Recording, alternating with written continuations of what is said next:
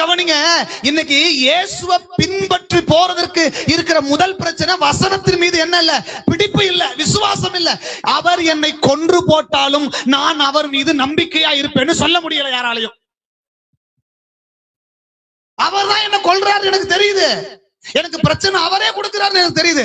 ஆனாலும் அவர் என்னை கொன்று போட்டாலும் நான் அவருடைய வார்த்தையின் மீது நம்பிக்கையாக இருப்பேன். இன்னைக்கு நிறைய நேரத்துல இந்த வார்த்தை என்ன பண்றது இல்ல, உள்ள போறதே கிடையாது. சிலர் நம்ம சர்ச்சுக்கு போறோம் எதுக்கு தெரியுமா, இந்த வாரம் சர்ச்சுக்கு போறோம்னா அந்த வாரம் ஃபுல்லா பிரச்சனையா இருக்கும். எப்படி சொல்லுங்க, மறுபடியும் சொல்லுங்க, இது என்னது? அப்படி இந்த பைபிள்ல எங்கேயுமே நம்ம பார்க்கல. நீ ஒரு வாரம் சபைக்கு போகாவிட்டால் அந்த வாரம் முழுவதும் உனக்கு பிரச்சனையை கொடுப்பேன்னு ஒரு வார்த்தை கூட இல்ல. என்னங்க ஒரு மாதிரி சொல்றீங்க அப்படிங்கிறீங்களா? வசனம் சொல்லுது கட்டளைகளுக்கு கீழ்ப்படியணும். பரிசுத்த ஓய்வு நாளை பரிசுத்த குலைச்சல் ஆக்காத, இது தேவன் கொடுத்த கட்டளை. கட்டளைகளை கீழ்ப்படிவது நம்முடைய கடமை.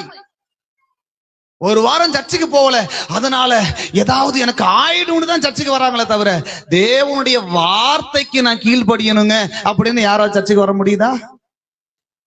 ஏங்க நான் சொல்றது உண்மை. 99% பேர் மனசுல இருக்குது இப்படிதான் ஓடிட்டு இருக்குது. இந்த வாரம் சர்ச்சுக்கு போகலன்னா ஏதாவது நடந்துரும், குடும்பத்துல ஏதாவது நடந்துரும், பிள்ளைங்களுக்கு ஏதாவது நடந்துரும், கால் அடிபட்டுரும், வேலை கிடைக்காம போயிரும், பணம் வராம போயிரும், நினைச்சது நடக்கும். இதுதான் இன்னைக்கு பாதி பேருடைய மண்டையில ஓடிக்கிட்டு இருக்குதுலாம் இதுதான். இல்லங்க, கர்த்தருடைய வார்த்தை, இவனத்துக்கு வெளியில போடுங்க. கர்த்தருடைய வார்த்தை அந்த வார்த்தையில நிலைச்சிருக்கணும். ஆமென், அல்லேலூயா. தயவு செய்து நம்முடைய மனநிலைகள் கொஞ்சம் மாறட்டும், நம்முடைய மனநிலைகள் மாறட்டும். ஆராதனைக்கு போக வேண்டும் என்பது கர்த்தருடைய வார்த்தை. நான் கர்த்தருடைய பிள்ளையா இருப்பேனா நான் கர்த்தருடைய வார்த்தைக்கு கீழ்ப்படிய வேண்டும் என்பது கடமை. அது என் மீது விழுந்த கட்டளை. அந்த கட்டளைக்கு நான் என்ன பண்ணணும்? கீழ்ப்படியணும். ஆமீன் சொல்றவங்க ஒரு அல்லேலூயா சொல்லுங்க.